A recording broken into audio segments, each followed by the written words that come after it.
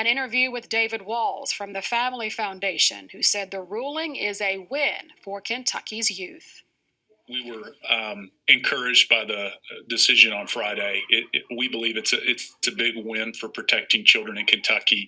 We're excited to see SB150's common sense protections go into effect that we believe truly prioritize the health and safety and welfare of children. Look, these experimental interventions, so-called gender transitions, the puberty blockers, the cross-sex hormones, they have very real, immediate, and irreversible harms to children, and that are just simply not acceptable for these types of medical experiments to be happening here in Kentucky on children. And so we're thankful that those protections are going to be able to go into place while this case continues to play out at the Sixth Circuit.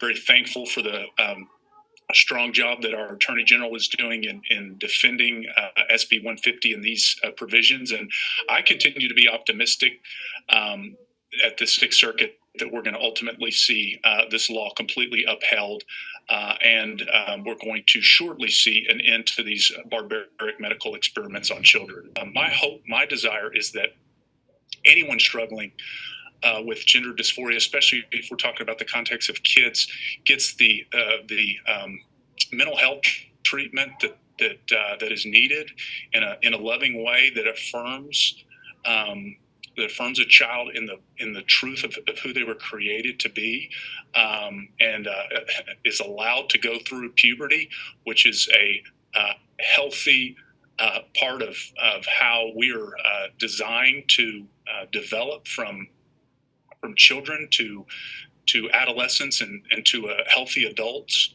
And so I would just frankly reject the premise of saying that it is in the best interest, the health interest of children, to put them on chemicals that chemically mutilate their bodies and sets them up for sometimes physically mutilating their bodies. We just reject outright the idea that healthy bodies need to be mutilated in the name of